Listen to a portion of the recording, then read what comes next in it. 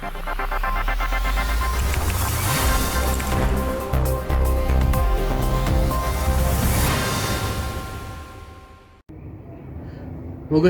ყველას. ჩვენ ახლა ვიმყოფებით ზუსტად იმ ადგილას, სადაც ისტორია ხვდება თანამედროვეობას.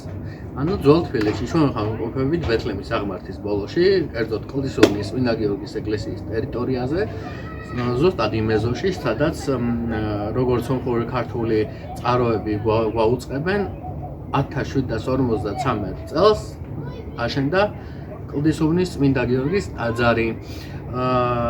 ყველაზე საინტერესო მომენტი არის ის ფაქტი, რომ 2007 წელს აქ ეკლესიის მარჯვენა ფასადთან ჩატარდა არქეოლოგიური გათხრები მერაბ ხელმძღვანელობით, რის შედეგადაც აღმოჩნდა უამრავი საინტერესო ნივთი. მათ შორის, როგორც ძველ თბილისს ახასიათებს, კერამიკული ნაწარმი, რომელიც იყო მოჭიქული.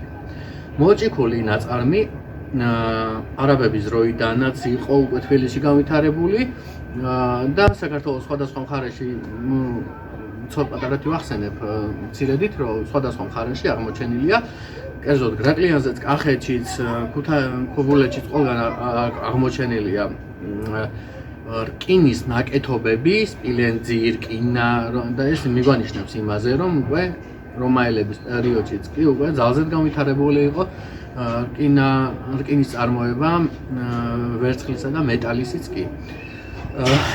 ამას თუ რატომ იყო მეტალის წარმოება მკვეთრად და რკინა, ამაზე ცალკე მოვყვებით ცალკე გადაცემაში, ცალკე პოდკასტში.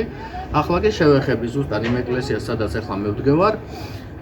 კერამიკული ნაწარმი, მოჭიქული კერამიკა იყო მე-16 საუკუნემდე აქტუალური, ხოლო უკვე მე-17 საუკუნეში, როდესაც ერეკლე მეორე გახდა მეფე, გახდა და სომეხთა ყველაზე ძლიერი მეფე ჩვენს ისტორიაში, ერთ-ერთი ყველაზე ძლიერი მეფე.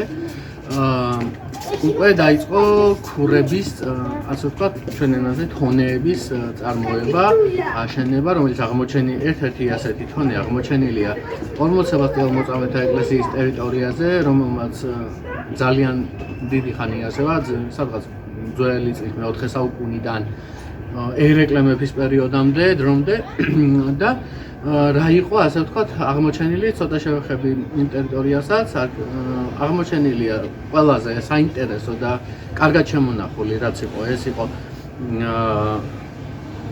პირველი საუკუნის აბანო, რომაული აბანო, რომელიც ყველანაირად, ყველა საჭირო გაყვანილობით დაკომპლექტებული, იყო თიხისმილები, საიდანაც მიეწოდებოდა წყალი აბანოს.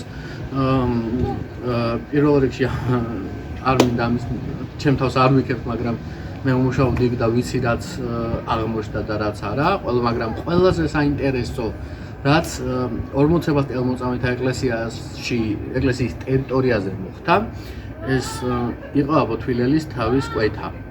ზუსტად იმ ტერიტორიაზე, სადაც გალავანი არის აღმართული, ვახტანგ გორგასლის პერიოდის გალავანი, იმ გალავანთან აბოთვილელს მოკვეთეს თავი, რადგანაც მან მიიღო ქრისტიანობა და უარყო მუსულმანობა. და შემდეგ დაწვეს და ტანი გადააგდეს უკვე მტკვარში. დღეს სადაც აბოდაწვეს და სადაც აბოდაწვეს იმ ადგილას აღმართულია აბოთვილელის სახელობის ნიში. სადაც ყველა თბილისელს შეუძლია მივიდეს და მოილოცოს ის ადგილი, საკმაოდ საინტერესო ისტორიას ინახავს ეს ტერიტორია და არა მარტო ეს ტერიტორიაც, იმიტომ რომ მთელი ძველ თბილისში სადაც არ უნდა გაიარო, ყველგან არის ის ისტორია, რომელიც ასე ვთქვათ ემოციურობით ყველანაირად იმოქმედებს შენზე, ჩვენზე და ჩემზე უკვე 2011 წლიდან მოქმედებს ემოციურად. და რა ვიცი, ხარავდეთ წმინდა გიორგის სახელობის ეკლესია, წმინდა გიორგის მადლი და ვიმედოვნებ, რომ ამაზე უფრო კარგ გადაცემებს და სიუჟეტებს შემოგთავაზებ. მე ვიყავი კონსტანტინე ჯაფარიძე, ეს იყო პატარა სიუჟეტი კლდისოვნის წმინდა გიორგის სახელობის ტაძრიდან და პატარა კადრებსაც შემოგთავაზებთ, გადაცემა რო დასრულდა, აი სიუჟეტის დასრულების შემდგომ უკვე პატარ-პატარა კადრებიც წავა ეთერში და უფრო ვფიქრობ ძალიან საინტერესო იქნება ის, რაც მე ახლა გავაკეთე თქვენთვის. დიდი მადლობა.